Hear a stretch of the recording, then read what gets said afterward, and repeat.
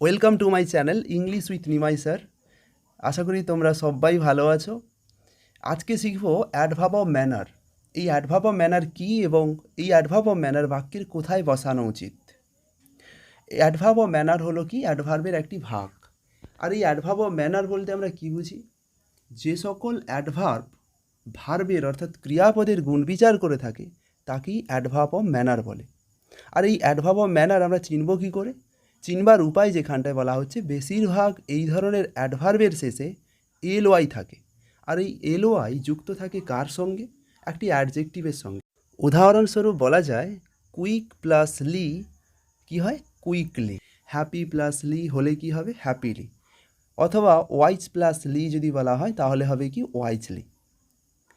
এই adverb of manner কী সেটা জানলাম, কিন্তু এটা বসানো হয় কোথায়? বহু ছাত্রছাত্রীকে আমি লক্ষ্য করেছি যেখানটায় বাক্যগুলো লিখে যাচ্ছে একটা সঠিক জায়গায় এই অ্যাডভার্বগুলোকে না বসিয়ে নির্ভুলভাবে না লিখে যাচ্ছে বাক্যগুলোকে। এই প্রসঙ্গে বলবো, যেহেতু আমরা তো ভার্ব নিয়ে কথা বলছি, কারণ এই অ্যাডভার্ব হচ্ছে কি ভার্বের গুণ বিচার করে, তাই এই প্রসঙ্গে ভার্বের তো বিভিন্ন ভাগ আছে, কিন্তু এই প্রসঙ্গে ভার্বের দুটো ভাগের কথা অবশ্যই বলতে হয়। যে দু ধরনের ভার্ব হলো ট্রানজিটিভ ভার্ব আর একটি হলো ইনট্রানজিটিভ ভার্ব।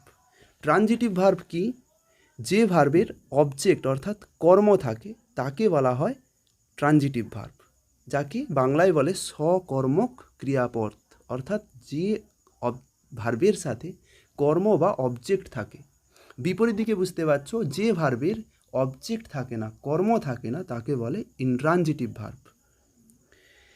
যদি বাক্যে, মনে রাখবে ভালো করে, যদি বাক্যের ভার্ব যদি ট্রানজিটিভ হয় তাহলে সেই ট্রানজিটিভ ভার্বের পূর্বে অথবা পরে এই ধরনের অ্যাডভার্বকে তুমি বসাতে পারো, অর্থাৎ পূর্বে বা পরে।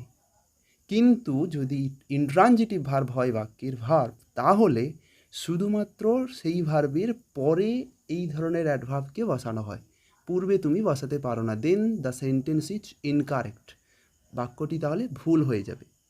উদাহরণস্বরূপ বলা যায়, ট্রানজিটিভ ভার্বের ক্ষেত্রে বলি, ধরো বলতে পারি দে সলভ কুইকলি। এখানে সলভ একটা ট্রানজিটিভ ভার্ব, তাই বলতে পারি কুইকলি ভার্ব একটা অ্যাডভার্ব আছে আর সেই কুইকলিকে বসানো হয়েছে পরে। দে সলভ কুইকলি। তোমরা বলবে এখানে তো অবজেক্ট নেই। হ্যাঁ, অবজেক্ট না থাকলেও কিন্তু এই ভার্বটি কিন্তু একটি ট্রানজিটিভ ভার্ব, অর্থাৎ অবজেক্ট এখানে উজ্জ্ব আছে। এই ধরনের ভার্ব অবজেক্ট নিয়ে বসতে পারে, এখানে নেই কিন্তু আছে। তারা সমাধান করে দ্রুত, কিছু একটা তো সমাধান করে। আচ্ছা, যাই হোক, সলভ ভার্বের পরে কুইকলিকে রাখা হয়েছে। বিপরীত দিকে বলা যায় দে কুইকলি সলভ, সলভ ভার্বের পূর্বে অ্যাডভার্বকে রাখানো হয়েছে। Both the sentences are correct. যদি ইনট্রানজিটিভের কথাই বলি, উদাহরণটি দেখো, দে ওয়াক কুইকলি, তারা দ্রুত হাঁটে। ওয়াক এখানটা ইনট্রানজিটিভ ভার্ব, এই ভার্বের তো কখনোই অবজেক্ট থাকে না, তাই কুইকলিকে ওয়াক ভার্বের পরে রাখা হয়েছে। কিন্তু যদি বলা হয় দে কুইকলি ওয়াক, ওয়াক ভার্বের পূর্বে কুইকলিকে রাখা হয়, তাহলে কিন্তু বাক্যটি ভুল।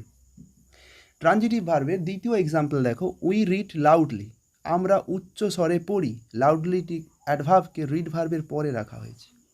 কিন্তু আবার যদি বলি উই লাউডলি রিড, রিড ভার্বের পূর্বে লাউডলিকে রেখেছি। দুটো ক্ষেত্রেই বাক্য কিন্তু ঠিক। কিন্তু ইনট্রানজিটিভে দেখো, দ্য চিলড্রেন ক্রাই লাউডলি, শিশুরা উচ্চ স্বরে কাঁদে। ক্রাই ভার্বের পরে লাউডলিকে রাখা হয়েছে, আর ক্রাই একটি ইনট্রানজিটিভ ভার্ব, তাই ইনট্রানজিটিভের ক্ষেত্রে কী বলা হয়েছে? অ্যাডভার্বকে, এই ধরনের অ্যাডভার্বকে পরে রাখতে হবে। তো এই বাক্যটি ঠিকই আছে, কিন্তু পরে যেটা বলা হচ্ছে the children loudly Cry, Cry ভার্বের পূর্বে লাউডলিকে রাখা হয়েছে। ক্রাই তো ইনট্রানজিটিভ ভার্ব, তাই এই বাক্যটি সম্পূর্ণভাবে ভুল। এখানে ইনট্রানজিটিভ ভার্বের প্রসঙ্গে একটা কথা না বললেই নয়। ইনট্রানজিটিভ ভার্ব মানে কি বলা হচ্ছে? যে অকর্মক ক্রিয়াপদ। অকর্মক মানে কি? আমরা কথায় কথায় বলি অনেক সময় যে অকর্মের ঢেকি, মানে অকর্মের ঢেকি, কিন্তু এই ইনট্রানজিটিভ ভার্বের কিন্তু ঘ্যাম প্রচুর। অর্থাৎ এর পূর্বে যদি অ্যাডভার্ব অফ ম্যানারকে বসিয়ে দেওয়া হয়, মনে মনে বলে চল হ্যাট, চলে এসছে আমার সামনে বসতে, আমার পরে বস। ওকে, জোকস অ্যাপার্ট, মনে রাখতে পারো এইভাবে।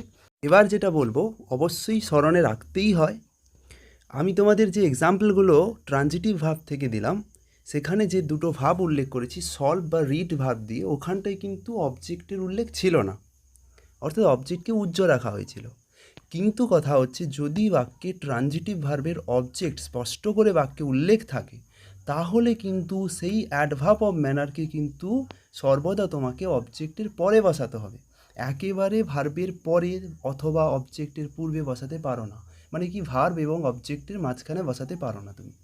কিন্তু যদি ভার্বের পূর্বে বসিয়ে ফেলো, তাহলে কিন্তু কোনো সমস্যা নেই, সে বাক্যে অবজেক্ট থাক বা না থাক, তুমি ভার্বের পূর্বে বসাতে পারো।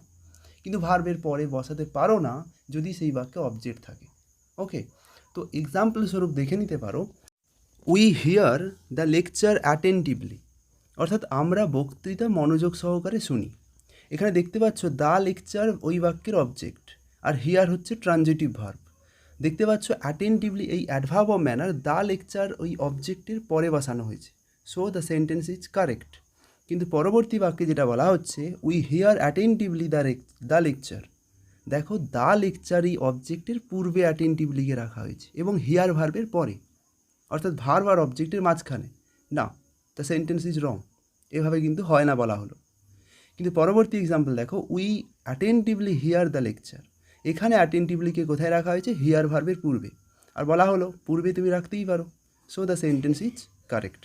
এতক্ষণ ভিডিওতে যেটুকু আলোচনা করা হলো তা একবার রিক্যাপিচুলেট করে নিলে ভালো হয়, কিন্তু অর্থাৎ পুনরাবৃত্তি করলে ভালো হয় না? যেখানে বলা হচ্ছে কি অ্যাডভার্ব অফ ম্যানার কোথায় বসানো হয়। ট্রানজিটিভ ভার্ব যদি বাক্যে থাকে তাহলে ট্রানজিটিভ ভার্বের পূর্বে কিংবা পরে যে কোনো জায়গায় তুমি বসাতে পারো। যদি ইনট্রানজিটিভ ভার্ব হয় তাহলে শুধুমাত্র সেই ভার্বের পরে তোমাকে অ্যাডভার্ব অফ ম্যানার বসাতে হবে। অপরদিকে বলা হচ্ছে ট্রানজিটিভ ভার্বের অবজেক্ট যদি স্পষ্ট করে বাক্যে উল্লেখ থাকে তাহলে সেই অবজেক্টের পরে অ্যাডভার্ব অফ ম্যানার বসাতে হয়। ওকে, এবার সবশেষে যেটা বলবো, ট্রানজিটিভ ভার্ব হোক কিংবা ইনট্রানজিটিভ কিংবা বাক্যের অবজেক্ট স্পষ্ট করে উল্লেখ থাক, যদি এই অ্যাডভার্ব অফ ম্যানারকে তুমি বাক্যের একেবারে প্রথম শব্দে যদি উল্লেখ করো, অর্থাৎ প্রথমেই যদি উল্লেখ করো, তাহলে সমস্ত ক্ষেত্রেই বাক্যটা কিন্তু সঠিক হয়ে যাচ্ছে। ওকে, আজকে এইটুকুই, দেখা হচ্ছে পরের ভিডিওতে। টিল দেন সকলে ভালো থাকো, কাছের মানুষদের খেয়াল রাখো, ভালো রাখো। ওকে।